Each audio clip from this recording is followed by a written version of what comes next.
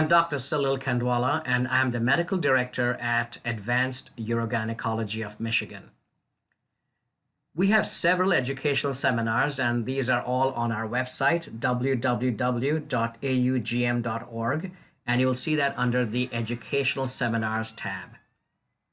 Today, we shall be discussing the impact and the value of urinary voiding diaries and fluid intake log. So to do that, let's first understand the female pelvic anatomy. So this is the head end, this is the foot end, this is the front, this is the back. So you have the bladder in the front, right behind the pubic bone. The urethra is a short, straight tube to the outside, which brings the urine to the outside. Behind that is the vagina. On top of that is the uterus, and behind that is the rectum. So this is the classic orientation of the female pelvic organs. The kidneys filter the blood and they make urine, which is then brought down by these two tubes called the ureters into the bladder. And the bladder essentially stores it, and when it's storing it, the urethra is tightly closed. But when the bladder is ready to contract and empty, the urethra relaxes and opens up, and all this is controlled by the nervous system. Urinary incontinence essentially is the leakage of urine that happens beyond one's control. And there are several types. Stress incontinence is leakage with strenuous activities such as coughing, sneezing, laughing. Urgency incontinence is that gotta go feeling when you have the urgency and before you can make it, it's just coming out. Mixed is stress and urge together. So let's look at why does stress incontinence happen. So this is that coughing leakage as we talked about. So classically, the bladder is right here at rest. The urethra is up here. This is called the bladder urethral junction or the bladder neck. When the patient coughs, if the tissues are strong, they should hold it right there and prevent it from falling back. However, if the tissues have weakened, the bladder urethra will sort of like fall back. And as it rocks back, it funnels open that bladder neck, and there is loss of pressure and urinary leakage, which is a classic example of stress incontinence.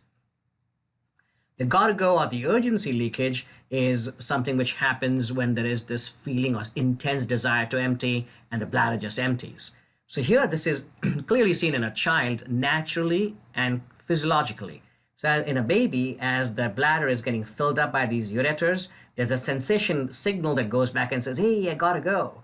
And this goes to the spinal cord. So this is the spinal cord, this is the bladder, and this is the urethra. So then there's a reflex arc that comes back to the bladder, says, all right, you can contract, and similarly goes to the urethra and says, okay, you can relax. So the bladder contracts, urethra relaxes, and boom, urine comes out into the diaper. And that's why a child has to wear a diaper, because of this reflex arc. However, as the child gets smarter and more mature and older, the frontal lobe, so this is the brain, this is the spinal cord, and this is the bladder. So the brain, the frontal lobe, becomes more active and more mature and more involved. And then the child realizes, I've got to go to pee in this place called the bathroom. That's where my parents go. They don't wear diapers, nor should I. And this frontal lobe then puts that inhibition or the block on this reflex arc and says, nope, cannot go. But then what happens in the 40s and 50s and that as we get older and smarter, supposedly our brain is even smarter, then what happens? Well, something happens where this reflex, this control or the blocking effect slows down just a few milliseconds, or this particular arc becomes so powerful, that you can't control, and the bladder then suddenly says, go, gotta go, and it contracts, and boom, urine comes out. And that's the overactivity of the bladder or urgency incontinence. Rarely in some cases you may have a condition where the bladder just fills up, especially in women who cannot empty their bladder and becomes so full that just the pressure head of the fluid funnels open this urethra and there is urine leakage called overflow leakage. Functional leakage is where it takes time to get to the bathroom. So you and I have a sensation to go to the bathroom, we'll stand up and go, and within a few seconds we are at the bathroom. Whereas if someone has severe arthritis and mobility issues, then it may take much longer to get to the bathroom, and then the bladder just starts contracting and emptying. Or if someone waits just too long, you think, oh, yeah, I can go, but then you wait till the last minute, and then it's too late and urine is coming out. So let's do an overview of what this 24-hour log is all about. This is the 24-hour, and then we'll talk about the 3-day. So the 24-hour is, first you put your name and all that so we know who you are. At the same time, when did you do it? When did you wake up? When you went to bed? The first column is when the time of the day when you went to the bathroom, had any leakage, or if you drank anything. So that's, you put the time here. The second column is how much did you urinate. So we usually give you what I'll show you in a few seconds, a hat, what we call it fancifully, and that sits under the toilet seat, and you pee in that and you measure it. Then you state the leakage, and the code, the key is this. 1 is just a few drops, 2 is you wet your pad or your underwear, and 3rd is you completely soaked. Everything came out almost. That's 1, 2, 3. And then did you have any urgency when the leakage happened? If there was urgency, you'll say yes. If you leaked with coughing and no urgency, you would say no. And then what were you doing at that time? Were you washing dishes? Were you just walking? Or were you coughing or lifting something heavy? So that's your output log, right? The urinary log. Then this is very important, the intake log. This is how much of fluids did you drink, and what equally important is to know what was the type of liquid that you had. Did you have coffee? And if you had coffee, was it caffeinated or decaffeinated? Similarly with Coke, was it caffeinated or decaffeinated, and so on. Once we have this completed in a 24-hour period, then we'll know somewhat about what's going on that particular day. But that's just one day. Then we have a 3-day representation, which is day 1 here, day 1, day 2, and day 3, where you don't really need to measure anything. So remember, this time you don't need to measure. You just need to note it. So all you need is this paper and a pen. That's all. So let's take an example. So here, again, you'll put your name and all that. You'll put time when you woke up, time you went to bed. This is your key. When you empty is E, S is with leakage, coughing, U1, U2, U3, and you can even put S1, S2, S3. This is when you leak a little bit, U2 is when you leak a somewhat, and U3 is when you leak a whole lot. And then what type of pads did you wear? And if you wanted to specify, you can write here poise pads or depends or whatever you want to write. So here, she wakes up at 6 o'clock and she goes to the bathroom. Then at 8 o'clock she coughs and she leaks with stress. That's why the S. And then she said, I want to go to the bathroom too. So she empties the bladder here. Then at 10 o'clock she goes to the bathroom. At 10:30 she goes again. So you have 2 E's here. At 11 o'clock again she coughs and she leaks. At 12 o'clock on the way to the bathroom she has a slight leak.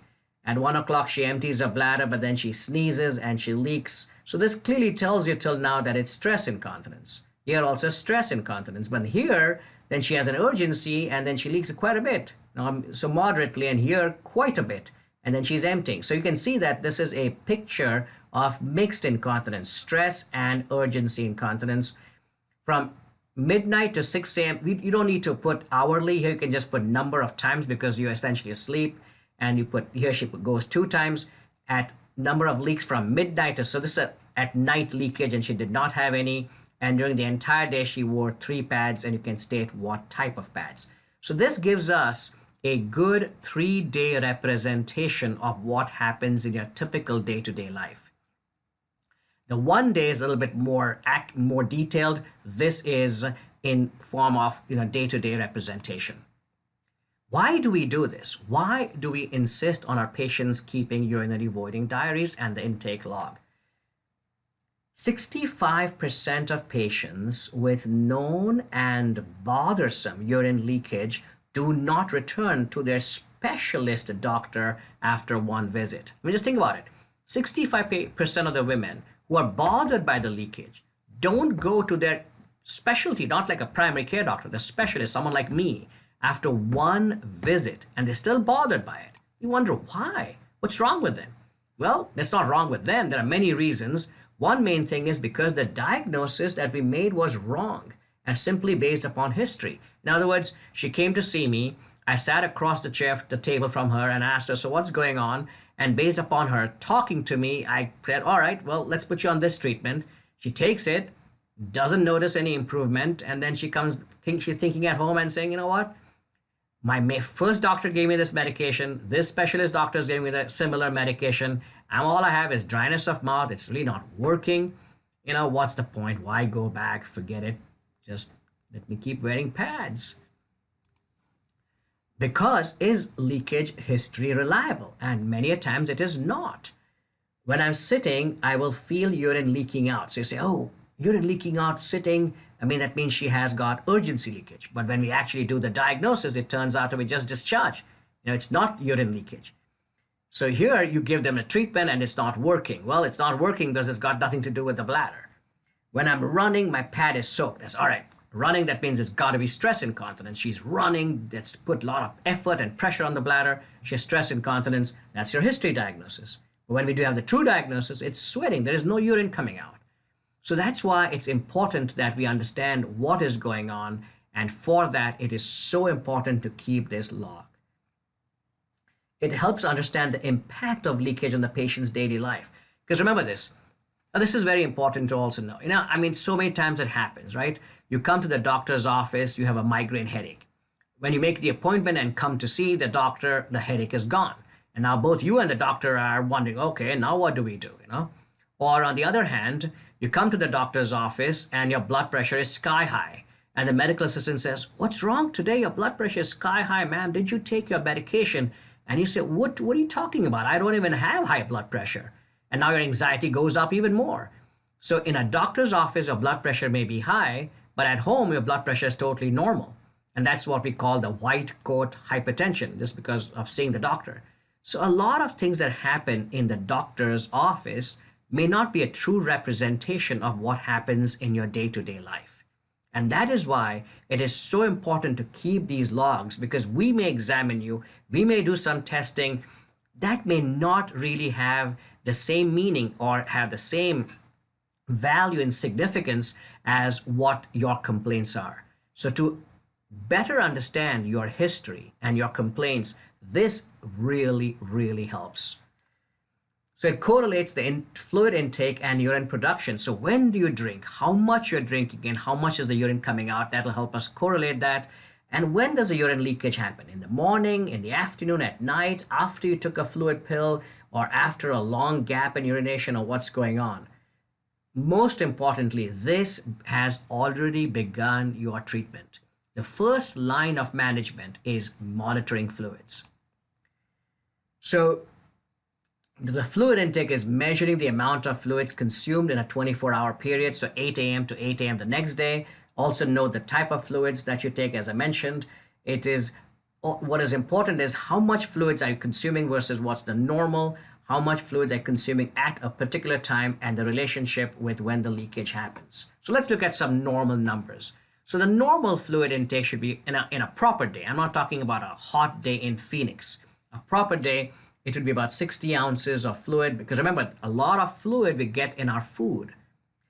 You should avoid bladder irritants such as caffeine. Why? Caffeine is not only a diuretic like a fluid pill, so it'll make more urine, but it's a bladder irritant. So it doesn't matter who drinks caffeine, you or I, or a normal or a patient with a bladder problem.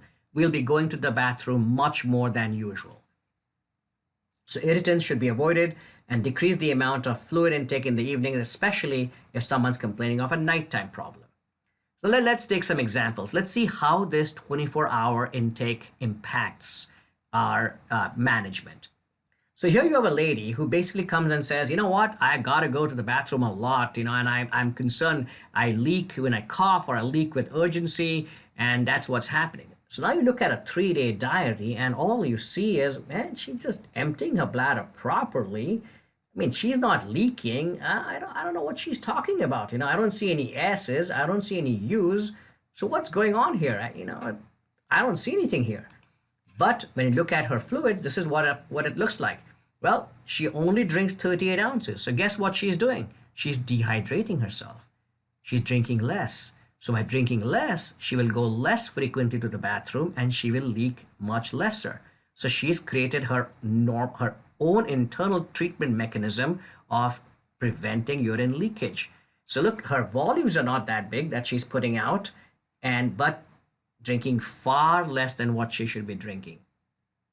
So just keeping the diary will help us understand. Now guess what? She drinks appropriate amount, like 60 ounces, and then you'll see all urgency leakage and stress leakage. This is another scenario. So here you have a lady who is going to the bathroom quite frequently, every half an hour, 1 hour, and then this is what's happening. Then she goes and she puts a good amount out. Then she says, "I'm leaking quite a bit, and I had urgency. I'm leaking quite a bit. I had urgency." Right. So this is, you say, okay. Well, this is a classic case of urgency urinary leakage. She's not only leaking somewhat, but all with urgency. Right. So let's put her on a medication. They say, "Oh, let's check her 24-hour intake log." And then we check it. And guess what we find? She's guzzling fluids. Instead of 60, she's taking 80 ounces. And guess what she's drinking? She's drinking caffeine all the way through. This also has caffeine. This also has caffeine. So guess what we need to do for her? Exactly. Eliminate the caffeine, decrease the amount of fluids to 60 ounces, and this becomes completely normal. No point giving her a medication. Giving her a medication is like chasing and trying to catch your shadow. It's not going to happen. If a patient doesn't take care of her fluid management, whatever medication you may give her, not going to work. So this is the cornerstone of treatment. So the first step of treatment begins with you keeping this log. So this is the hat I told you, the fancy hat we talk about. It goes under the toilet seat. You keep it here. And then you pee in this, you record how much you have, and then throw it out. You do not need to keep the amount, and you just get rid of it after you make a note of it. Now, actually, I've always wondered, why do we call it a hat? Then it measures the amount of urine voided and state amount of time of day. Do not have to collect the urine, as I said. At night, again, you may say, you want me to take out my glasses and take a paper and turn the light on? Well, just try to remember it and note it down in the morning. If you go repeatedly at night, I'm sorry, you would have to do it again. Remember, it's only one day you're doing it. It's not for like 3-4 days. And it should just be a 24-hour log. So then you'll mention if there's any leakage, if it is stress or urge, it's 1, 2, 3, and what we can then correlate is the way washing. You have to mention, when did the leakage happen? Were you washing dishes, on the way to the bathroom, or something else? I know it's not easy. I mean, you can't do this in the office. You can't carry the hat around, As I jokingly say, you can't say, "Oh, I'll put the hat on my head and then take it down and put it under the toilet seat." So, so that's not going to happen. So you can't take it out. But I know you've got to be sort of around the bathroom and at home when you have to do this. But let me tell you this. Yes, it is cumbersome, but the value is immense. You have to, so the voids should be, now the typical, when you look at we talked about the intake, right? Now let's look at the urinary voiding log, which is the 24-hour voiding log. So there are two logs, right? The 24-hour and the 3-day. So we mentioned the value of intake. So voiding log is ideally you should try to go every 3 hours, maybe every 4, but not too infrequently. The typical volumes are this. The first sensation, which most people don't realize it's about 150 ml in your bladder, and you may feel, I think there is something in my bladder.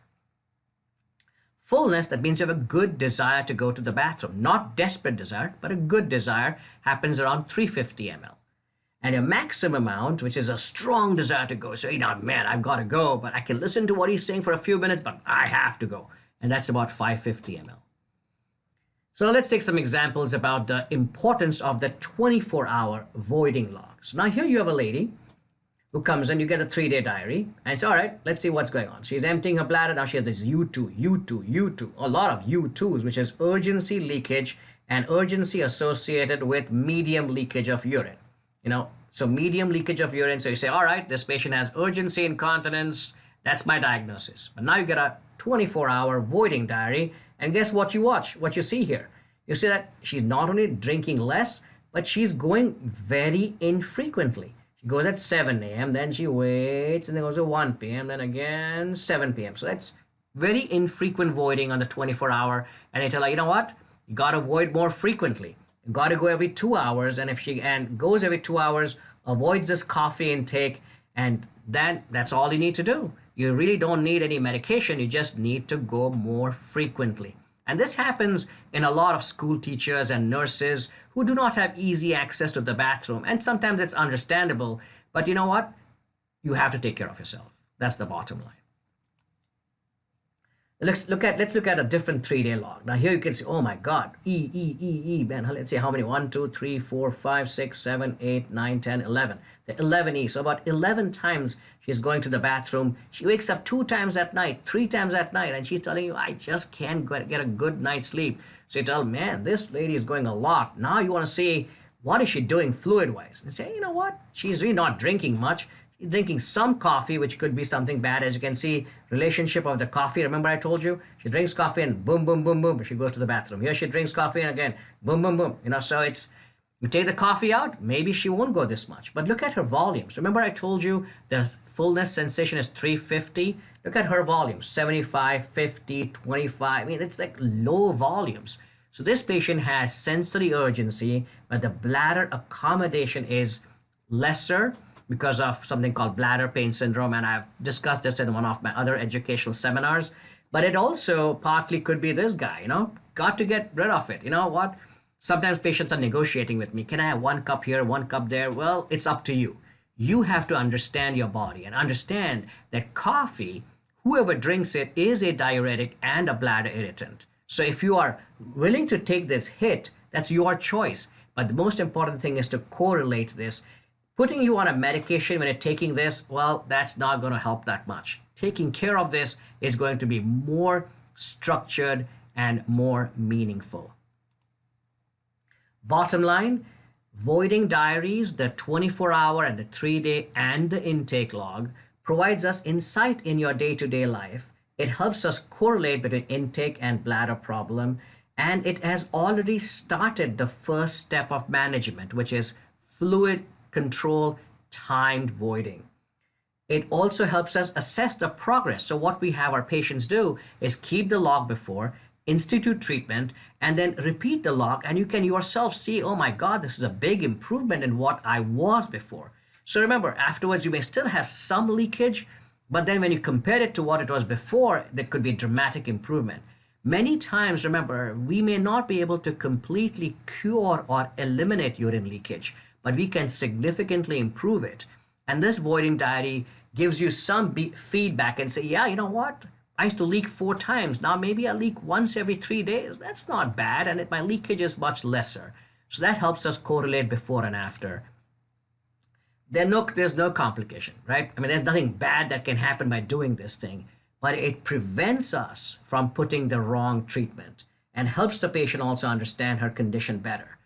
Sometimes even patients are thinking, oh, I go all the time. And then when you actually tabulate it, it's not that much. Or it could be vice versa. As I mentioned, yep, the 24 diary is no fun, but it is absolutely, absolutely worth it. So please, if we ask you to keep the fluid intake and the urine voiding log, please do it because it's going to significantly help your treatment. Remember, to come to the correct diagnosis, we have to be able to have all elements, the proper history and the forms that you have filled out, the proper examination, the urine analysis, the bladder scan, the voiding diaries, and then the urodynamic testing and maybe cystoscopy. Once we have all the pieces of the puzzle there, then the puzzle is obvious. And once it's obvious, you know what it is, and the treatment becomes almost second nature. Diagnosis is critical, and voiding diaries go a long way in securing an accurate diagnosis. Thank you.